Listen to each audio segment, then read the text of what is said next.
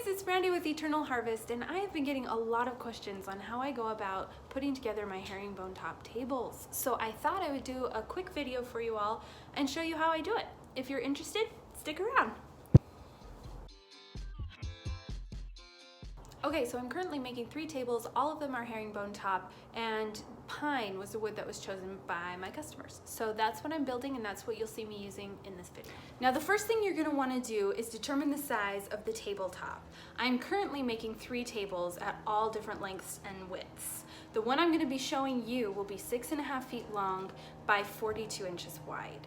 And you wanna start with something that's a really flat base. I tend to use either plywood or particle board or strand board, something that's kind of on the cheap side but will help keep the pine straight and be a solid surface for it to sit on and adhere to. Once you have the width of the tabletop determined, you can come in and take your width across this way, divide it by 2, and snap a chalk line. I don't know, my line, they come with these black lines. My line is this yellow line, and it goes right down the middle all the way. And that is where I'm gonna have my herringbone meet up. This next portion of the video is the most crucial to making sure that your top is square and centered. It can be a little tricky, this first part. I didn't think it would be. When I first was like, yeah, herringbone, it's a straight edge, it's really easy. But when you get into actually taking it down the center of the table, it's actually pretty tricky. So let me show you what I do. Okay, once you have your chalk line marked all down the middle of the table here, this will help you to determine where your herringbone needs to cross. It can get a little tricky. I'm just using 1x6s here. And most people think, oh, that's easy, just corner to corner, and then you have a straight line down. That's not actually the case because we are using a straight edge on a 45. We're not actually cutting along this angle to create our herringbone in this case. So what you want to do is center or get the board to where there's a little corner that crosses over the chalk line. And you want this edge also to cross over that chalk line. So you can see up here, here's the chalk line, and it's making a triangle here, and a straight down, it's making a triangle here. You want equal sizes of triangles on either side of the chalk line to create your median line. The line that, your guideline, if you will, that you're gonna follow. I'm not quite there. Let me see here. I'm actually gonna turn this around. Okay, let's see if I can get this straight.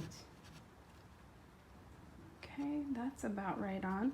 If you have a speed square, it comes in handy in these instances. You can lay the straight edge along your chalk line here, which is right here, and that helps me to determine if both my triangles on either side are the same. And they are the same.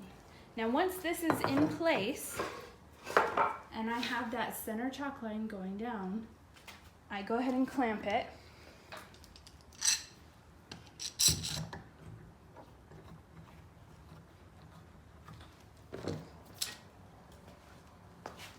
And I tend to cut as I go with these. It saves me time in the end and helps me work a little faster. Okay, so once those are clamped in place, they become your guide. And now you can start adding 1x6s. The next 1x6 you're gonna add is gonna go to the edge of this one here. And then your next one will go to that edge, and I'll show you what I mean. Okay, so over here you can see my clamps. They have my guide set here. And the next piece, here's my 45 cut. Your 45s will be all along the outside of the table. And I just cut this piece, put it in, marked it. You wanna go all the way to the edge of the first guide. Mark it here, cut your 45. Then your next 1x6 will come in on this side, and it will go to the edge of the next one, and the edge of that one, and the edge of that one, and so on and so forth, till you have a herringbone table.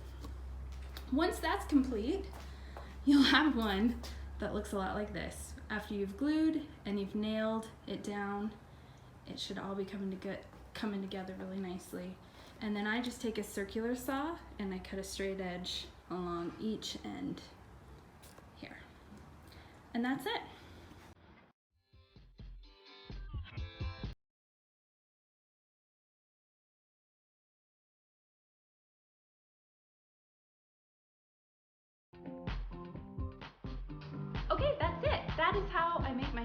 top tables. I've got a couple going on in the garage right now. They're really beautiful tables and I love them. Hopefully this answered all the questions that you have. Afterwards you're going to have some nail holes and a couple